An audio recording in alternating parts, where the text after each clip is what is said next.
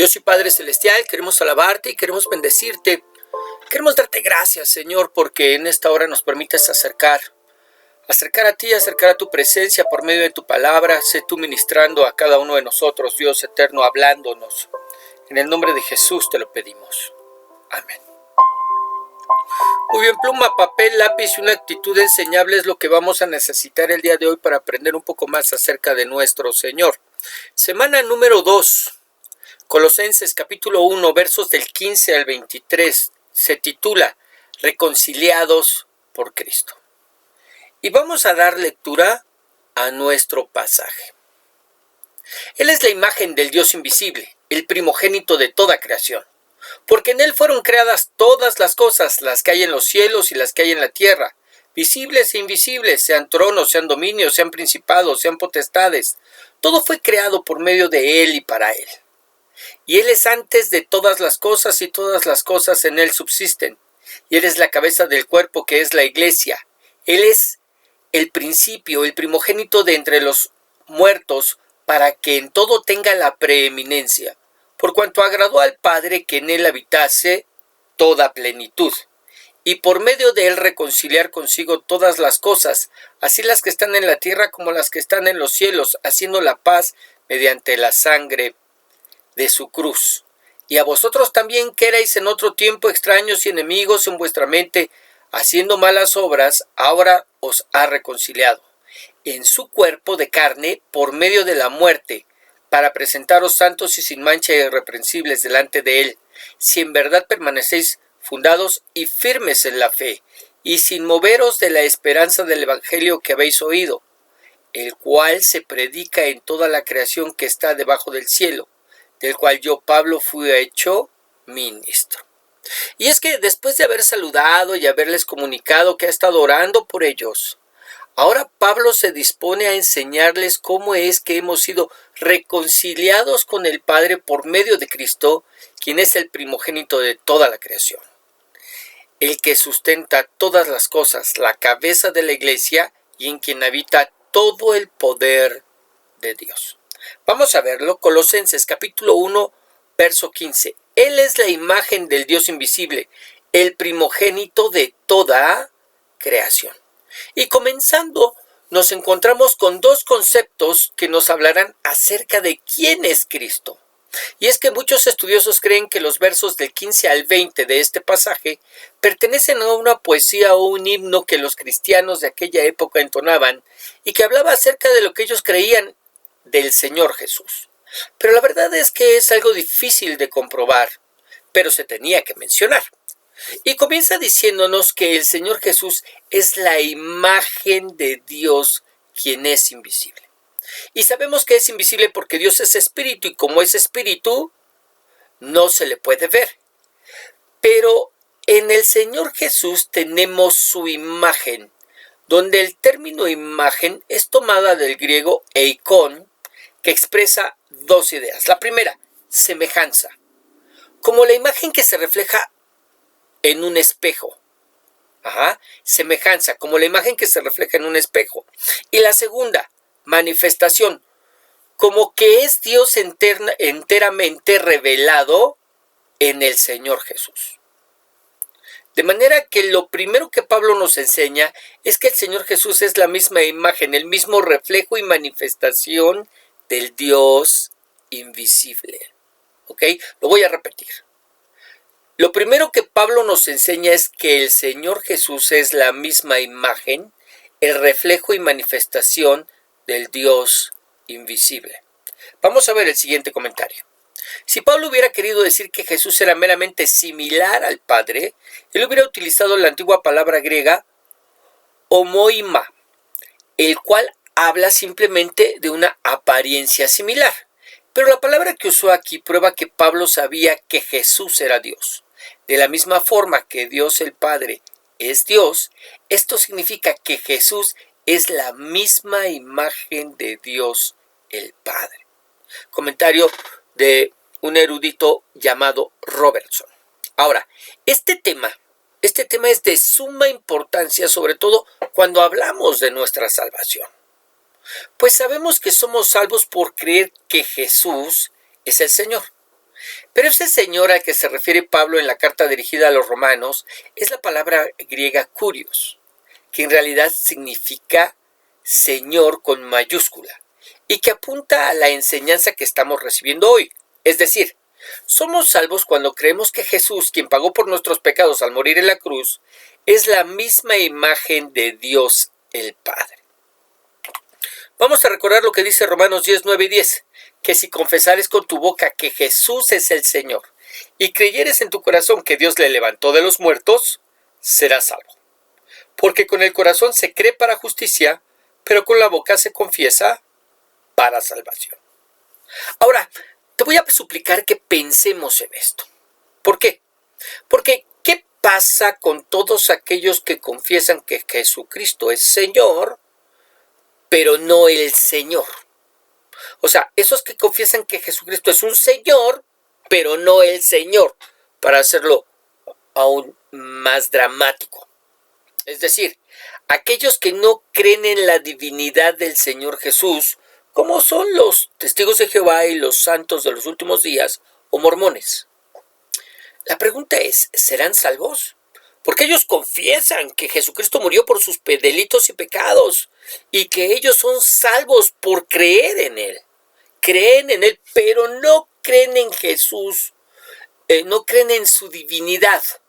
No creen que Jesús sea el Dios hecho hombre. La pregunta es, aun cuando no creen que Jesús es el Dios hecho hombre, como lo expresa la Escritura, ¿serán salvos por creer en Jesús? Que ellos dicen que es el mismo Jesús que el que nosotros creemos. Porque Pablo nos habla con claridad de confesar que Jesús es Jehová el Padre, y ellos no lo creen así. Por lo tanto, ellos tienen su fe puesta en alguien que no es el mismo Jesús del que nos hablan las Escrituras, aunque se llama igual. Algo así como lo que sucedió en el Antiguo Testamento cuando Moisés sube al monte para recibir las tablas de la ley y el pueblo se desenfrena y le piden a Aarón que les hiciera una imagen de un becerro y le ponen a ese becerro por nombre Jehová y lo adoran. Aunque ellos adoraban a Jehová el becerro, no estaban adorando a Jehová el Dios vivo y verdadero, de manera que estaban adorando a un ídolo, al que le pusieron el mismo nombre de nuestro Dios. Pero no era nuestro Dios y por eso murieron. Éxodo 32, 5 dice, y viendo esto Aarón, edificó un altar delante del becerro y pregonó a Aarón y dijo, mañana será fiesta para Jehová. ¿Cómo le pusieron por nombre al becerro que hizo? Le pusieron Jehová.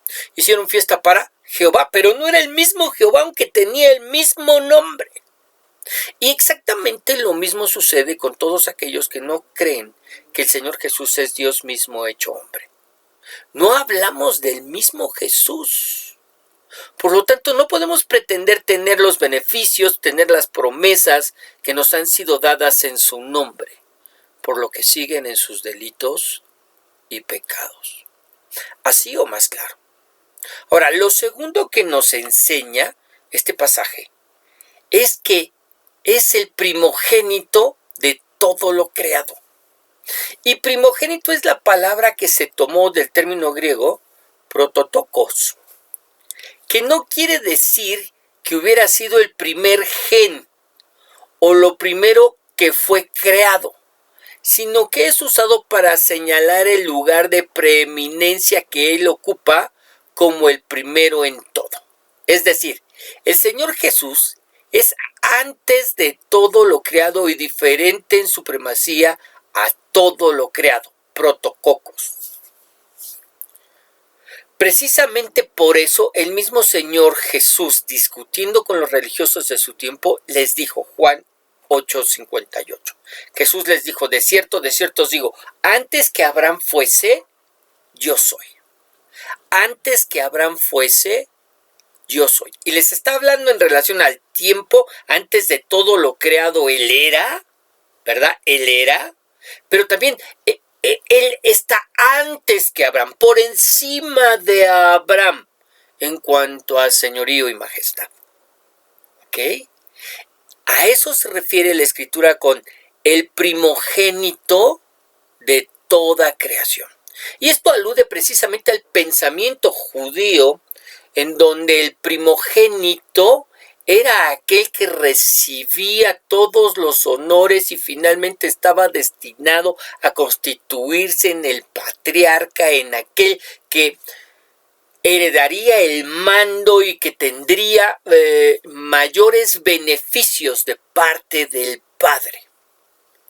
De esta manera, por ejemplo, nosotros podemos mirar cómo es que Jacob le pide a Esaú que le venda la primogenitura. ¿Cómo le va a vender una primogenitura si el primero que abrió vientre fue Esaú? Porque no se está refiriendo a que se intercambie el lugar como si esto se pudiera hacer, sino se está hablando de una posición. Y precisamente de esto nos está hablando este pasaje. Él es la imagen del Dios invisible. Él es primogénito, está por encima de toda creación. De toda creación. ¿Ok? Muy bien, vamos a ver el siguiente comentario. Esta es una de las declaraciones más firmes acerca de la naturaleza divina de Cristo, dada a conocer en la Biblia. Cristo no es solo igual a Dios, Él es Dios. Como imagen del Dios invisible, Él es la exacta representación de Dios. No solo refleja a Dios, sino que también nos revela a Dios. Como primogénito de toda creación, tiene la prioridad y autoridad como príncipe en la casa del rey. Vino del cielo, no del polvo de la tierra, y es el Señor de todo. Él es completamente santo y tiene autoridad para juzgar al mundo. Por lo tanto, es supremo sobre toda la creación, incluyendo el mundo espiritual. Nosotros, al igual que los creyentes de Colosas, debemos creer en la deidad de Jesucristo, que Jesús es Dios. De lo contrario, nuestra fe cristiana es hueca, mal dirigida y sin sentido. Esta es una verdad central del cristianismo. Debemos oponernos a aquellos que dicen que Dios es solo un profeta o un gran maestro. Muy bien. Verso 16. Porque en Él fueron creadas todas las cosas, las que hay en los cielos y las que hay en la tierra, visibles e invisibles, sean tronos, sean dominios, sean principados, sean potestades, todo fue creado por medio de Él y para Él. ¿Dónde fueron creadas todas las cosas? Aquí nos lo dice, en Él fueron creadas. Lo que nos habla de la omnipresencia de Cristo, donde todo lo que ha sido hecho en Él fue hecho porque Él lo llena todo. Efesios 1:23, la cual es su cuerpo, hablando de la iglesia, la plenitud de aquel que todo lo llena en todo. Todo lo llena en todo. Ahora, ¿qué fue lo que hizo? Cielos, ¿verdad? Porque en Él fueron creadas todas las cosas, las que hay en los cielos, en plural, hablándonos de cuando menos 3 cielos, atmosférico, cosmos y tercer cielo o presencia de Dios. Tierra, el planeta y los planetas y estrellas que llenan el cosmos. Visibles, todo lo que podemos ver; invisibles, las que no podemos ver a simple vista, microbios, bacterias, átomos y el reino espiritual. Tronos, reinos, monarquía, dominios, rancherías, comunidades, pueblos, municipios, estados, principados, ángeles y demonios, potestades, arcángeles, querubines, serafines. Todas estas cosas fueron creadas por Él y para Él, de manera que es el Rey de la creación. Y como creador, ¿qué es? No existe nada creado que se compare a Él o que sea igual o superior a Él. Y eso es algo que nos tiene que quedar claro el día de hoy. Jesucristo es el Rey de la creación. Y como creador, no existe nada creado que se compare a Él o que sea igual o superior a Él, en los cielos, en la tierra y aún debajo de la tierra. ¿Ok? Bien, vamos a ver el siguiente comentario. Como los falsos maestros creían que el mundo físico era malo, deducían que Dios no pudo haberlo creado. Razonaban que si Cristo fuera Dios, entonces solo debería estar a cargo del mundo espiritual. Pero Pablo explica que tanto el mundo espiritual como el físico fueron creados por Él y están bajo su autoridad. Esto incluye no solo los gobiernos, sino también el mundo espiritual en el cual estaban tan concentrados los herejes. No tiene a nadie como igual o rival. Él es Señor de todos. El Señor Jesucristo es Señor de todos. Muy bien, 17. Y Él es antes de todas las cosas, y todas las cosas en Él subsisten. Y Él es la cabeza del cuerpo que es la iglesia. Él es el principio, el primogénito de entre los muertos, para que en todo tenga preeminencia. Ya hablamos de cómo es que Él existió antes de que nada fuera hecho. Antes de que nada existiera, Él ya era. Todas las cosas existen en tiempo y espacio, es decir, tuvieron un principio y a partir de ese principio comenzó a correr su tiempo. Pero Cristo es antes de que nada fuera hecho, antes de que el mismo tiempo existiera, de manera que una vez más Pablo nos señala la deidad del Señor Jesús, algo que solamente siendo Dios es posible que Él pudiera hacer. Y dice que todo cuanto hay en Él subsiste. Es decir, una vez que las cosas visibles e invisibles fueron hechas, que la creación fue hecha, el Señor mismo es quien le da continuidad para que sigan existiendo. Miren, algo así como lo que sucede con los programas que el gobierno hace. Cuando hay cambio de gobierno, si el que sube al poder es del partido contrario, deja de dar continuidad a los programas sociales del gobierno anterior y desaparecen. Si es del mismo partido, por lo general, les da continuidad y siguen vigentes. Así Cristo. Él es quien le da continuidad a las cosas. Y cuando éstas desaparecen, es porque Él dejó de sustentarlas. ¿Ok? Muy bien. Vamos a ver el siguiente comentario y continuamos. Dios no solamente es creador del mundo, sino su sustentador. Todas las cosas en Él subsisten, son protegidas y prevenidas de la desintegración y el caos. Debido a que Cristo es el sustentador de la vida, ninguno de nosotros se puede independizar de Él. Somos todos sus siervos, los que debemos confiar en Él para protección, cuidado y sustento. ¿Ok?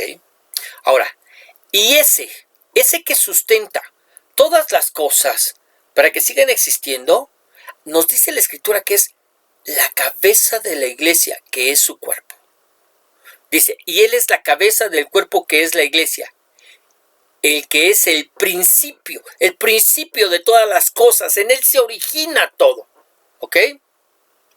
Fue el primero en resucitar de entre los muertos para no volver a morir, venciendo a la muerte. El primogénito de entre los muertos, a eso se refiere. Para que en todo siga siendo el primero. Porque vendrá el día en que la iglesia resucitará con cuerpos glorificados, como el que Él primero tuvo. De manera que seguimos sus pasos y estamos seguros porque Él lo sustenta todo. Y todo se hace para que en todo Él tenga preeminencia, es decir, para que esté por encima de todo. ¿Ok? Veamos el comentario. Cristo es el primogénito entre los muertos. Jesús resucitó de la muerte y su resurrección prueba el señorío de Cristo sobre todo el mundo material. Todo aquel que confía en Cristo también vencerá a la muerte y resucitará para vivir eternamente con Él. Por la muerte de Cristo en la cruz, Él ha sido exaltado y elevado a la condición que le correspondía. Ya que Cristo es Señor del universo, seguramente le daremos el primer lugar en todos nuestros pensamientos y actividades. Cuando menos en teoría así debería ser. Y eso es lo que nos está diciendo el comentarista. Es decir, como resultado de entender quién es Cristo y que ahora nosotros hemos recibido salvación y vida eterna gracias a su sacrificio en la cruz, pero sobre todo a quién es Él, que se despojó a sí mismo de toda esa gloria que Él tenía y gozaba en la presencia del Padre, para venir y tomar forma de hombre, como lo dice Filipenses, y estando en la condición de hombre, humillarse hasta la muerte y muerte de cruz, con tal de llevar a cabo el propósito de Dios para nuestras vidas, y de esa manera redimirnos, pagar por nuestros pecados, al morir en la cruz y derramar su sangre, para de esa manera poder satisfacer la justicia de Dios y declararnos santos, sin mancha e irreprensibles ante su presencia. Como resultado de entender nuestra salvación y quién fue quien trajo esa salvación a nuestras vidas, el comentarista dice, seguramente le daremos el primer lugar en todos nuestros pensamientos y actividades. Sin comentarios. Verso 19. Por cuanto agradó al Padre que en él habitase toda plenitud, y por medio de él reconciliar consigo todas las cosas, así las que están en la tierra como las que están en los cielos, haciendo la paz mediante la sangre de su cruz. ¿Qué hay? ¿Qué habita en el Señor Jesús? Toda plenitud, dice. En él habitase toda plenitud. Es decir, la plenitud de Dios en su totalidad. No una parte, sino toda habita, toda está en Jesús. No en la iglesia, no en una religión, tampoco en la creación, sino en una persona, en el Señor Jesús, quien es Dios hecho hombre. ¿Para qué? Para por medio de él reconciliar a través de su sacrificio en la cruz del Calvario todas las cosas. Al satisfacer a través del derramamiento de su preciosa sangre la justicia de Dios y de esa manera hacer la paz con Dios mismo. De manera que en ningún otro hay salvación, porque nadie más siendo perfecto y justo murió por nosotros pecadores, para que pudiéramos alcanzar el perdón de nuestros pecados, la salvación de la ira venidera de Dios y la vida eterna en su presencia. ¿Qué necesitamos hacer para ser salvos? Bueno, Pablo nos lo dijo en el libro de Romanos que ya vimos. Confesar que Jesús es Señor, que Jesús es Jehová y creer que murió por mí en la cruz para pagar por mis pecados y que fue levantado de los muertos, venciendo la muerte y entregarle mi vida.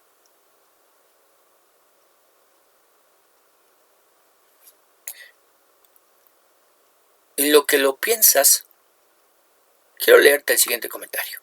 Con esta declaración, ¿cuál declaración? Que en él habitase toda plenitud. Pablo refutó a los griegos la idea de que Jesús no podía ser humano y divino al mismo tiempo. Cristo es todo humano y todo divino. Cristo siempre fue Dios y siempre será Dios. Esto es bien importante. Cristo siempre fue Dios y siempre será Dios. No es un Dios temporal, no es que Jesús sea un Dios temporal, en lo que Dios pone a todos sus enemigos por estrado de sus pies y después pues cederá todo el control a Dios y Él dejará de ser Dios. No, no, no. Siempre fue Dios y siempre será Dios. Cuando tenemos a Cristo, tenemos a Dios en forma humana. No reduzca ningún aspecto de Cristo, ni su humanidad, ni su divinidad. ¿Ok? Muy bien. 21 y 22. Y a vosotros también, que erais en otro tiempo extraños y enemigos en vuestra mente, haciendo malas obras, ahora os ha reconciliado en su cuerpo de carne por medio de la muerte, para presentaros santos y sin mancha e irreprensibles delante de él. Éramos extraños, éramos ajenos a la vida de Dios, sin tomarlo en cuenta. Y por pensar de continuo en hacer lo malo y hacerlo, no solo pensarlo, éramos también enemigos de Dios. Pero a través del sacrificio de Cristo en su muerte y resurrección, fuimos reconciliados con Dios, abriendo el camino para que podamos hacer las paces con Él, con el propósito de presentarnos ante Él, como dice, santos, sin mancha e irreprensibles. Es decir, como si nunca hubiéramos pecado. ¿Qué tuvimos que hacer nosotros en todo esto? Nada. ¿De nosotros dependió el presentarnos santos y sin mancha e irreprensibles? No. Por eso dice, por medio de la muerte, para presentaros delante de Él. O sea, presentarnos delante de Él mismo. Como santos y sin mancha e irreprensibles. ¿Qué hizo? Nos reconcilió. ¿Cómo? A través de su sacrificio en la cruz. Al derramar su sangre en la cruz. ¿Y cómo éramos? ¿Nos lo ganamos de alguna manera? No. Porque éramos en otro tiempo extraños, ajenos a la vida de Dios y enemigos de Dios. En nuestra mente en primer lugar, porque ahí es donde se generan los malos pensamientos y las truanerías y los pecados, y después llevándolos a cabo a través de malas obras. ¿Te das cuenta?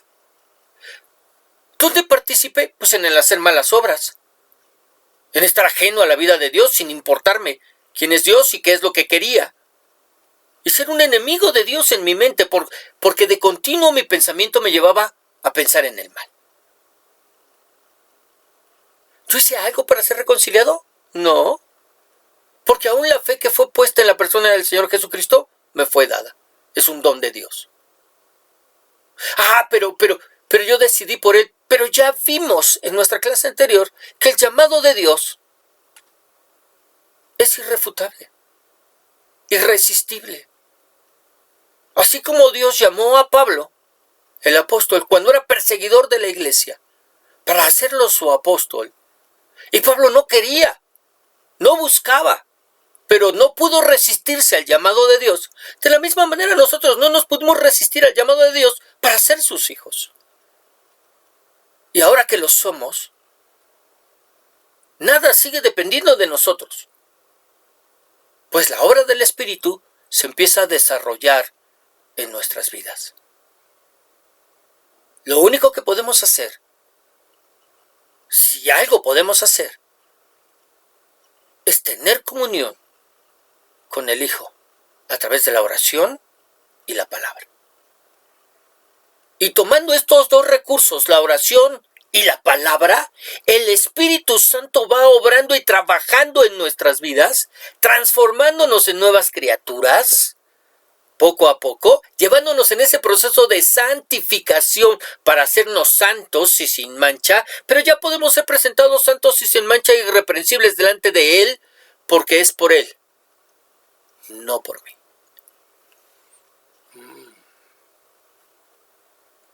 Vamos a ver el siguiente comentario. La muerte de Cristo abre un camino para que todos puedan venir a Dios. Puso a un lado el pecado que nos impedía disfrutar de una relación correcta con nuestro Creador. Esto no significa que todos han sido salvos, sino que el camino ha sido abierto para todo aquel que confíe en Cristo para ser salvo. Podemos tener paz con Dios y reconciliarnos al aceptar a Cristo, que murió en nuestro lugar. ¿Hay entre su Creador y usted alguna distancia? Reconcíliese con Dios. Venga a Él a través de Jesucristo. Muy bien. Y finalmente, verso 23. Si en verdad permanecéis fundados y firmes en la fe, y sin moveros de la esperanza del Evangelio que habéis oído, el cual se predica en toda la creación que está debajo del cielo, del cual yo, Pablo, fui hecho ministro. Ahora, a lo mejor no se entiende muy bien leído de esta manera. ¿Por qué? Porque, lo tuvimos que separar por causa de nuestro estudio. Pero permítame leerlo en su justo contexto. Y leemos 21, 22 y 23. Ya vimos 21 y 22, así que ahora que lo lea tendremos mayor sentido, ¿no? Tendrá mayor sentido este pasaje, pero nos introducirá de una mejor manera al 23. Fíjate. Y vosotros también, que erais en otro tiempo extraños y enemigos en vuestra mente, haciendo malas obras, ahora os ha reconciliado en su cuerpo de carne por medio de la muerte, para presentaros santos y sin mancha e irreprensibles delante de Él. Si en verdad permanecéis fundados y firmes en la fe, y sin moveros de la esperanza del Evangelio que habéis oído, el cual se predica en toda la creación que está debajo del cielo, del cual yo, Pablo, fui hecho ministro. Es decir, ese permanecéis fundados y firmes en la fe y sin moveros, está hablando de salvación, Es decir, lo que en realidad Pablo nos está diciendo es que el que en verdad es salvo, el que realmente le ha entregado su vida al Señor, en primer lugar, permanece firme en la fe. O sea, como resultado de que en verdad es salvo, permanece firme en la fe. Es decir, su salvación no depende de su permanencia, sino porque es salvo, permanece. ¿Ok? En primer lugar, permanece firme en la fe. Es decir, su fe en Jesucristo permanece inamovible. Con el tiempo lo único que hace es crecer, madurar, pero permanece ahí. Sigue creyendo que su sacrificio en la cruz fue suficiente para darle el perdón de sus pecados. En primer lugar. Y en segundo lugar, no se mueve de la esperanza de salvación que ha recibido por la predicación del Evangelio. Sabe que cuando ya sea que muera o que el Señor venga antes, recibirá un cuerpo glorificado para ir al cielo a recibir a su Señor en el aire y nunca más separarse de Él. Esto es lo que nos está diciendo. Un Evangelio que se predica en toda la creación que está debajo del cielo. No hay otro evangelio. Este es el evangelio que se predica.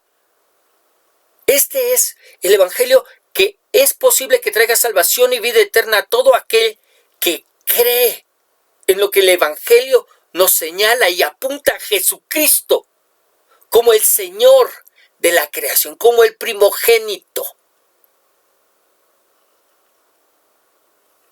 como el que tiene preeminencia, como el Dios hecho hombre, que se despojó de su gloria y majestad para venir y tomar forma de hombre y habitar entre nosotros y hacerse obediente hasta la muerte y muerte de cruz. Y todo aquel que voltea a esa cruz y mira en el sacrificio de Cristo, la expiación de sus pecados por el derramamiento de su sangre, y cree que tomó su lugar en la cruz para pagar por él, y que no hay otra cosa ni otro sacrificio más que ofrecer por los pecados,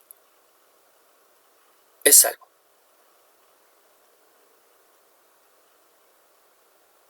Es salvo. Así que la pregunta más importante que podrías hacerte el día de hoy es, ¿en verdad eres salvo?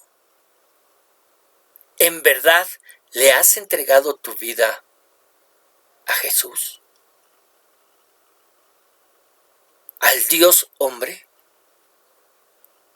No al maestro, no al profeta, no al hacedor de milagros.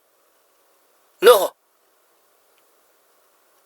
Al Dios hombre. A Jesús,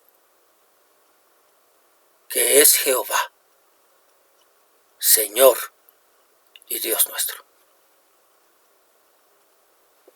¿Lo has hecho? Ahí en tu lugar. Vamos a orar.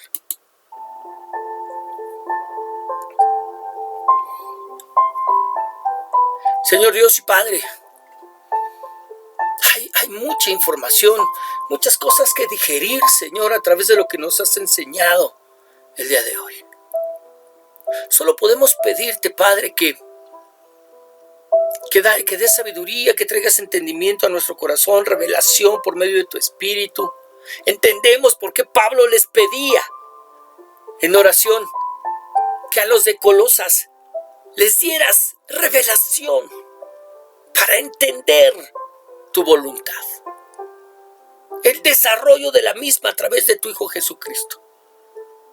Porque solamente por medio de la revelación que viene de lo alto podemos creer que en Jesús tenemos al Dios hombre, todo hombre y todo Dios. Señor, cuántas gracias te damos, porque el recordar estas cosas nos hace contemplar de una manera más asombrosa esa salvación tan grande que hemos recibido. Para el que no conoce, dice, ay, ¿a poco nada más por creer que Jesús es Señor? Y minimiza, porque no conoce, porque no entiende, porque no puede ver, porque es ciego. Pero Padre Celestial, abre nuestros ojos. Déjanos mirar, contemplar, valorar, aquilatar esta salvación, que para nada fue barata, que costó, y mucho,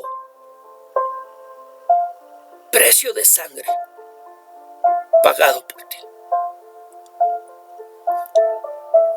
En el nombre de Jesús te lo pedimos. Amén. Muy bien, que el Señor te bendiga, que el Señor te guarde, que el Señor haga resplandecer su rostro sobre ti y te dé paz. Le damos gracias a Dios por lo que el día de hoy nos ha enseñado. Solo te recuerdo, nos escuchamos todos los días por medio de un devocional. Los días domingos tenemos una reflexión. Y todos los lunes recibimos nuestro estudio bíblico. Que el Señor te siga bendiciendo.